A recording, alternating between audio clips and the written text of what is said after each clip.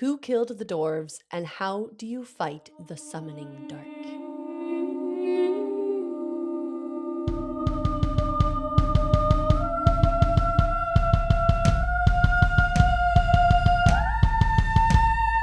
Welcome to Mythic Mirror, the podcast for lovers of myth and fantasy who want to live full and magical lives. I'm your host, Mary C. Kehoe. And I'm your co-host, Carolina Carter. And we today are talking about the end of Thud. If you haven't read it, go finish, come back. It's an amazing book. First off, Carolina, were you surprised with A.E. Pessimal and the end of his storyline? I'm so glad you started there. I had that written on. That was my favorite part of the book, truly. Yes, I was surprised and just Terry Pratchett has this way of writing where my heart just explodes. And I just felt that who would we all be if we were given the chance to be ourselves? And A.E. Yeah. Pessimal was given that chance, and my God, he took it. And that made me so deeply happy. Me too. I almost teared up when he was tearing up in the office. Mm-hmm. He couldn't even get the words out. Oh That's man. what you're here for, And isn't the it? fact the veterinary was surprised. But then of course I'm always like, but was he really? Did he always think this is how it would go? But I think that might have been one that Vimes actually surprised him on. I'm not sure. I don't know that anything surprises veterinary.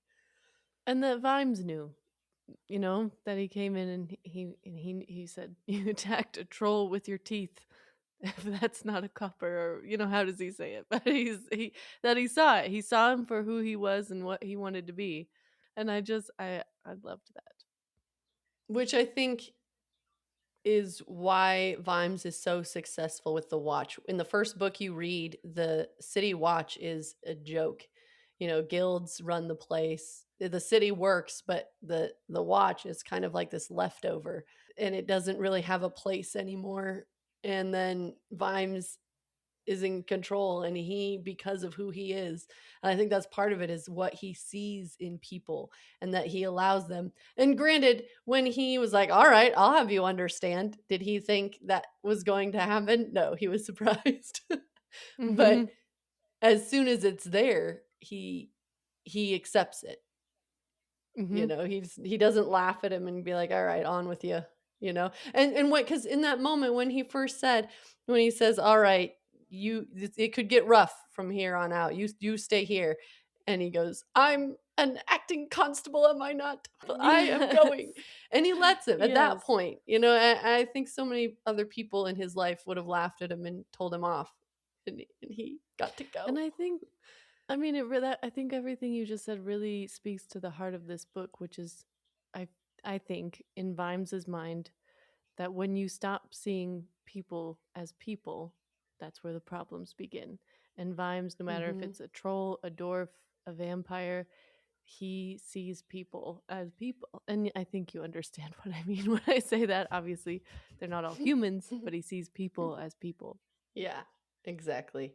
Yeah, there's when Mr. Shine is talking to him about trolls and how and dwarves have made everyone think that trolls are just these dumb, slow species, that can't think at all. And Vimes is like, don't look at me when you say that. Detritus is one of my best officers. Yeah. Speaking of which, I think I do need to take a moment to acknowledge how wrong I was about Mr. Shine.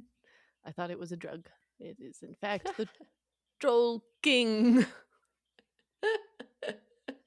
I mean, I can his admit name when I'm does wrong. start with S, and all the troll drugs start with S to make them easy to remember. Mr. Shine, him diamond.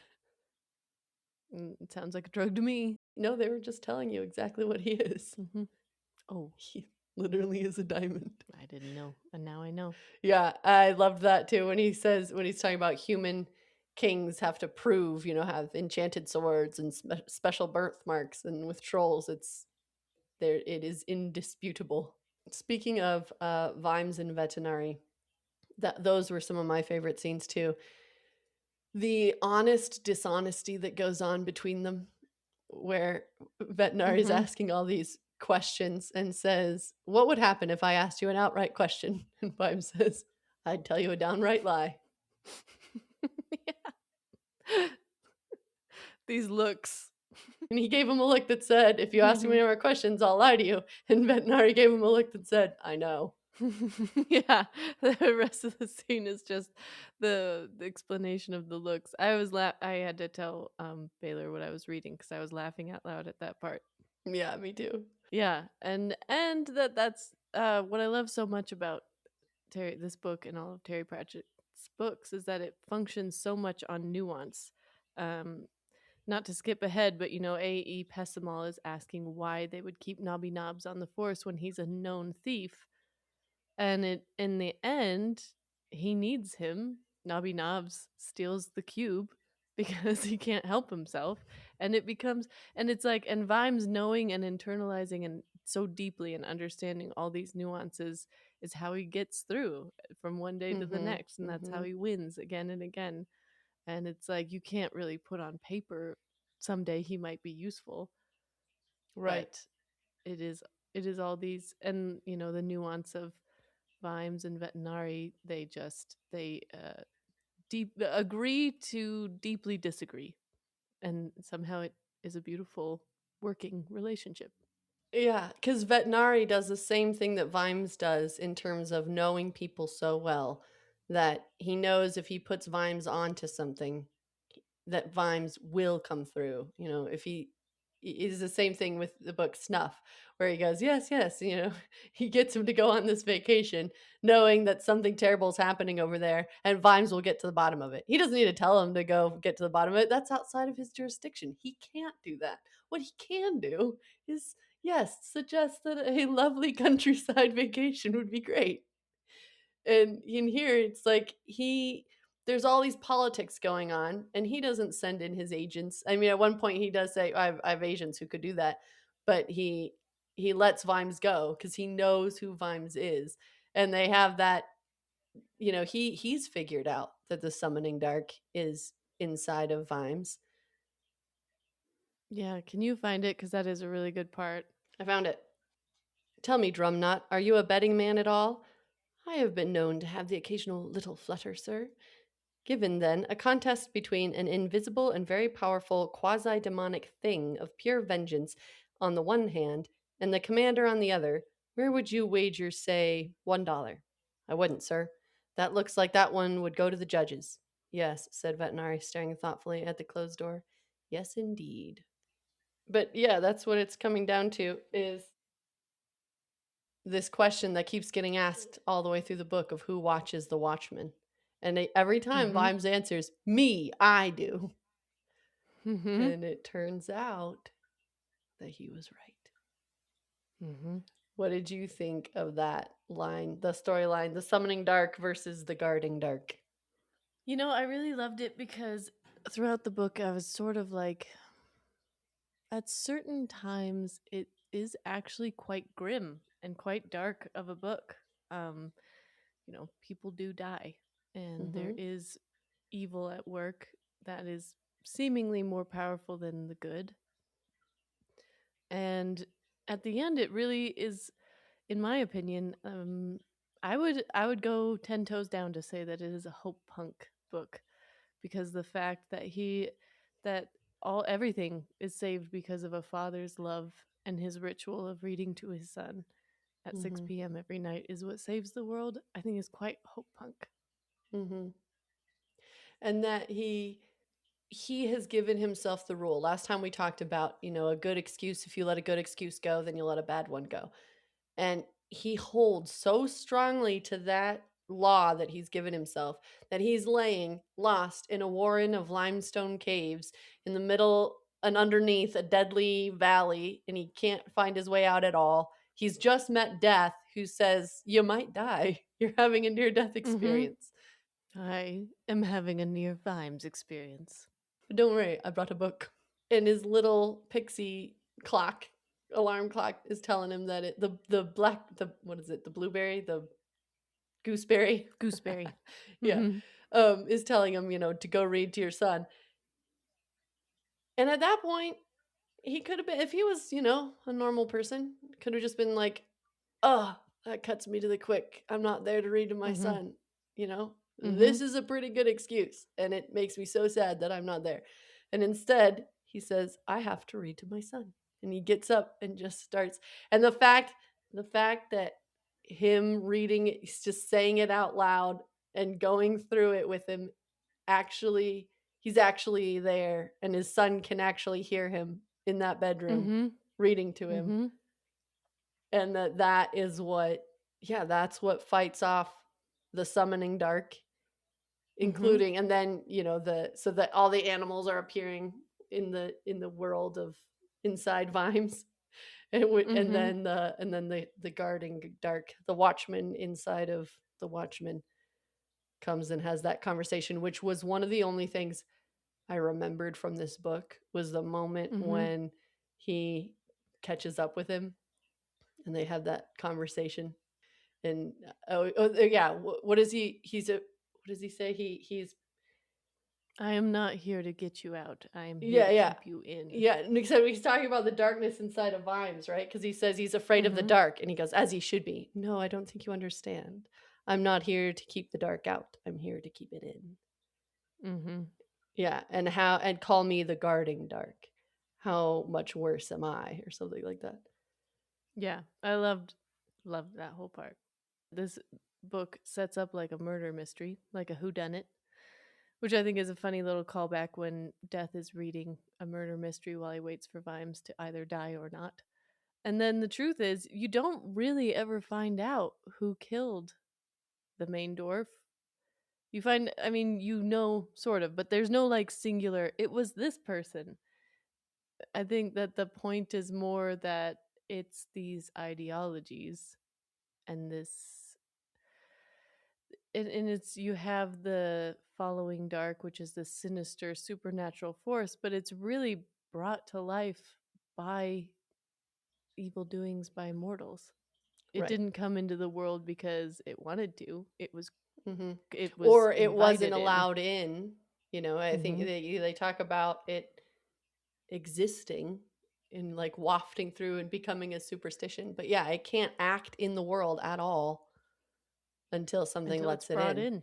in. That's a moment that got me twice, where, because you realize he's got the summoning dark in him, and at first, and I was getting confused because I was like, okay, the first sign they see is not, it's the following dark. So that was just like a mind sign that was like kind of warning something, like it's not good here. But it wasn't that, like the sign we drew was not the sign that the guy drew in his own blood, Mhm. of the summoning dark. And so I kept thinking, like, well, wait, but then how did the summoning dark get into Vimes? Because it happened earlier than when. And it's like, yeah, just because they only just discovered the sign now doesn't mean it wasn't there. And then that moment when Mhm. Vimes figures it out and he realizes Mhm. what door it was and that he was right on the other Mhm. side. And I mean, yeah, I mean, uh, thank God for their own psyches that he was already gone at that point, because that would have been, Yeah. ugh. Yeah, and that's And what I and mean. There are parts of this book that are quite grim. and the dwarf who dies, saying he knows the summoning dark is coming for him Oh. because he stood on the other side of that door and he heard him and he didn't do anything because he was afraid of the other Mhm. guards. And the fact that he does die just from fear and guilt, like Mhm. and it's like, well, it's like kind of the summoning dark did get him, even though it didn't. Mhm. But it and did. and uh and that's when Vime says, your belief really does a number on people. And the dwarf answers, not as, it doesn't do as much evil as other dwarves do, or other people do, other beings. Mhm.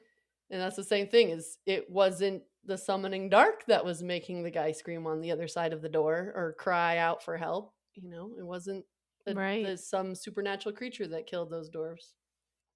A dwarf did. Right. What is I think Vimes is saying this towards the end where he says the enemy is those who do a bad thing and call it good. Mm-hmm. And that's who really that's the who done it. Mm-hmm. Yeah, and even he has that moment because he's starting to the summoning dark inside him is trying to get through, And that's one of the moments when the wise dwarf is saying, I'll come with you, because he's figured it out. Vimes hasn't yet, but he Mhm. knows what's inside of Vimes. And, Mhm. and Vimes is like, oh, to make sure, like affronted and angry that he's coming to make sure he doesn't do anything to the dwarf. And he realizes that, there is a part of him that could, but he says that there's another great line. Oh, this book's so full of great lines. When he talks about, Mhm. when you become beating people in small rooms for good reason, when you go down that route, yeah, you're not the good guy anymore. Is it time for a little Discworld Delight moment, Mary? On YouTube, the guess was I Shall Wear Midnight. And on TikToks, we have Shepherd's Crown and Shepherd's Crown. It was indeed Shepherd's Crown. Clockwork Liar, we gave them a shout out last week because they had looked but hadn't guessed, and they defended themselves, and I defend them here too. They said I didn't want to spoil it after I went and got it. Anyway, Shepherd's Oh. Crown.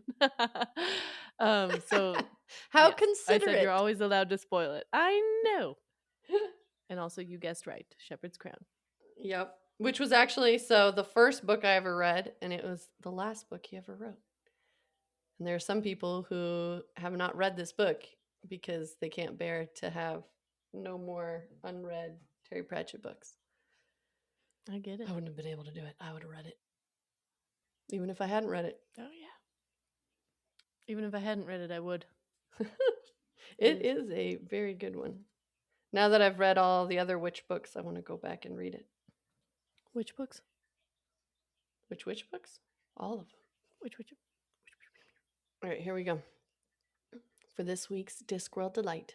There was a certain spring in his step as he walked back to the ruin of the post office. He'd sent letters to Offler, Ohm, and Blind Io, all important gods, and he also sent one to Anoia, a minor goddess of things that get stuck in drawers. It's a quick one today. What can I know, that because you be? guys are too good. I know, there is a hint in there, although I did edit out the name. There's still a hint. Something I forgot to talk about last time, because I think this is in the first half of the book, but Nobby Nobbs and Fred, I believe, are talking about Tawny and Mhm. discussing art. And it says Fred didn't know why that a woman on stage dancing around a pole in a costume that you couldn't even floss with was not art, but a naked woman lying on a bed was art, but he couldn't articulate why. And it's one of my favorite quotes, and it is it's because it's like art is so strange in that way. And then he Mhm. says, I think Mhm. he's like veils. They've got to have veils Urns, on, or an urns. Yeah, urns. and maybe a cherub, It's gotta even have if a he's veil. grinning. Yeah. These deeply philosophical thoughts that is what I live to read Terry Pratchett for. Yep. Yeah, every conversation between those two are so funny and so somehow idiotic and philosophical at the same time. Where, yeah, what is art? But then they come up with like urns. Doesn't have an urn in Urns. it. But he's not wrong. I mean, I was thinking about it and I was like, it's just a very good point. And then of course, I really enjoyed Angua and Sally's relationship throughout the book. Even to the Mhm. point where we find out that Sally's a spy and they just sort of are okay with that. Mhm. Because of course you got to spy on your friends. Do us no good to spy on our enemies. Yeah. Yeah, and that she's still, she's the first one who reaches Vimes in the caves, and then Angua is not far behind, and Mm-hmm. that there's a moment in, this is going off, but there's a moment in the Avengers movie where they're all fighting Thanos, where it's like the girls band together, and it's just so painfully obvious. And like, Mm. isn't this a great empowering woman moment? Look, all the women Avengers are together doing it. And it just feels so forced and so like demeaning. Um, Mhm. Whereas here, you have the first two watchmen to get to him are the two women, and it makes perfect sense. It flows. There's no highlighting of it. Like, ar- Mhm. aren't I, as Sir Terry Pratchett, so great for putting these women in here like this? It's just like part of the story, part of their characters, because they are watchmen, and Vimes sees them as Mhm. such, and there is no, in their minds, in his mind, no like, huh, we're girls and we're the first guys who got here. And Mhm. and then it just Yeah. makes it that much more powerful. Right. But they're not bonding. This is not bonding. That we are not bonding. Yeah. Uh, And I loved I my favorite part of their going out for a night of fun is when they get called back to the watch and Angua is just so relieved to go back to a place Trying blessedly not to sound free of cheerful. fun. Yeah. Yeah. I just I Uh, feel like I understand that. That's something yeah. that I think happens as you get older. You don't like fun. Well, You want not bars late at night fun ritual anyway. and routine and Uh, purpose. yeah. You're not wrong. And then, so speaking of that night out, the great thing there is that it is a dwarf, a human, a werewolf, and a vampire all out together, just talking about things and teaching Tawny about the jerk syndrome. And then Cheery doesn't Mhm. know about it at all either.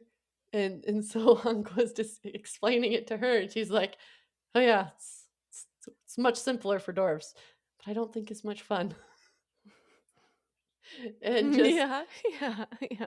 and that's kind of the first time that they've all gotten to bond as females, which again is Mhm. done well. It's done not Yeah. in a self-congratulatory way. Right. There was one more quote I wanted to mention that I thought was so good. Oh yeah, that's coffee was time taken coffee took time that belonged rightfully to your future self. Oh It's one of yeah. my favorite quotes.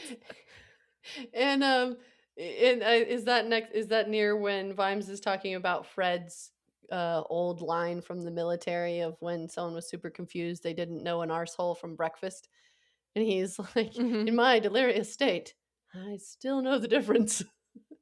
One of them has Yeah. coffee, which Yes. is in my hand, so it must be breakfast. Mhm. Man, there's just like it's really hard not to just like go through the book and be like, and I love this moment, and I love this moment, and I love this moment. My first notes are just words and page numbers because it's like this is so funny, this is so amazing, like Willikins Mhm. through the whole book, and it is just Mhm. hilarious. And yeah, what was okay, so I here's let's see, I don't even remember now why I wrote down this number specifically, but we're gonna find out. Oh, when Willikins is one of the specials, they're about to go on their big standoff with the trolls and the dwarves, which is great. That also, I was thinking about this, that this happens at like the midpoint of the book is the huge buildup of dwarf and troll fighting each other in the city, which you'd think Mhm. in the first half of the book that would be happening at the end, like we'd be building up to that moment. But that's just like this quick, Mhm. midpoint thing that shows that, a lot. A Pessimal shows his stuff in that moment, but Mustard. yeah, his mustard. And when he meets Willikins, and Willikins is giving him advice, this, and I think this is one of the first moments in this book that you get to hear more from Willikins. So for people who are reading this first, it might be their introduction. And he's telling him what to do when he's facing a troll. And he goes, "A little advice, sir. The important thing is to get in front of them and dodge the first blow. They always leave themselves open, and sir may then step smartly forward and select sir's target of choice." What if I'm not in front of one of when it tries to hit me? A.E. Pessimal said, hypnotized by the description and dropping the sword again. What if it is, in fact, behind me? Ah, well, I'm afraid in that case, sir, has to go back and start all over again, sir. And, how do I do that? Being born is traditionally the first step, sir. Yeah. And it took Mhm. me a second, and then I was like, "Oh, he's saying he'll die." That's what he's saying, Yeah. and he'll have to be Mhm. born. Like, yeah, so funny. That Willikins. Mhm. I'm afraid I might have killed one, sir. Yeah. There Oh, were I parts happened of to be this holding book. the ice knife. Mhm.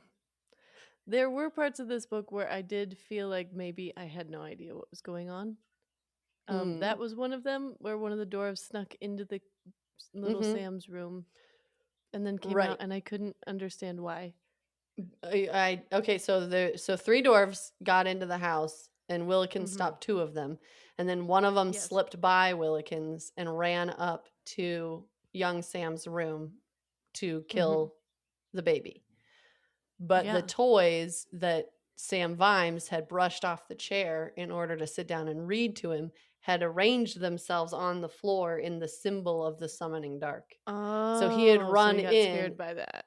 and saw that and ran back out. Which is Oh, wow. interesting that these people, these assassins have already taken the pill that's gonna kill them. But that is Mhm. so I in deep in of a fear that he still ran out. Let's just talk Okay. about the Dragon Barn with Sybil for a moment, 'cause she shines in the end of this, or the second Mhm. half of this book, where it just every time when something crazy's happening and she just is cool as a cucumber and knows exactly, like, all right, this is what's going to happen. When she turns Mhm. around and, the guy tries to flame her with a flaming gun sort of contraption, Mhm. and she just says, "Vimes, get down." And then all the dragons go off. It made me very happy. Which is an interesting thing because at the end, you know what all of these dwarves have done, and that they did kill these city dwarves that were just there for a job, and they got killed because they heard something, and they left them in the mud and the dark, and it's horrible. And so when at the end the summoning dark is saying, like, look at all these terrible things that they've done. It's like they deserve it. And me as a reader going, well, you're not wrong. Like, maybe a little Mhm. vengeance, it's like, Just a it's, little bit. yeah. And then the guarding dark, the watchman inside of Vime says, you will not have him murder for you. You're like, oh, yeah, yeah. You're right. You're right. That would be Mhm. bad. That would be bad. And when he wakes up and the dwarf says, "Oh, and you still have your soul." Like, that's wonderful. Yeah, yeah. Most people go insane. Yeah. Yeah, and you're like, "Oh, right, right, right, right. Yeah. Vengeance, evil, spirit. This isn't good." Mhm. And I do really love, I mean, this book, the very first chapter begins with Tak and telling of how, this is the dwarf religion and how he spoke it and wrote it into existence, which is Mhm. obviously quite like the beginning of the Bible. The word was made flesh. I think the Greek word for that is logos, and that Mhm. is, what the summoning dark is. It's taking this in the ethos and bringing it into the flesh, and that to some extent we are always doing that, Mhm. and it's much better to be aware of that than not. And to have given ourselves ahead of time a watchman inside. Mm. Hmm. We all need our own guarding dark. So speaking of the guarding dark, well, Yes. I guess I was going to ask you what your spark of the week was, but I guess I suppose I should let you have your final thoughts on the book as well. No, I think that was a pretty good wrap up. I totally agree with you, and I think the way in which he brought it all together with the reading the book to his son, and it's like on the outside you're seeing this crazed maniac with like flame and red eyes, and he's, where is my cow? And all Hmm. the dwarves are like, I mean, it's just one guy, but surely someone else will do something about this. and Yes. and then inside, it's like you said in the beginning, it's the love of a dad. And it at that point, it really he's not going after anything. Like that's the love of the dad is so much stronger than this vengeance. This ancient force of vengeance that makes men go insane that's been alive since the dawn of time.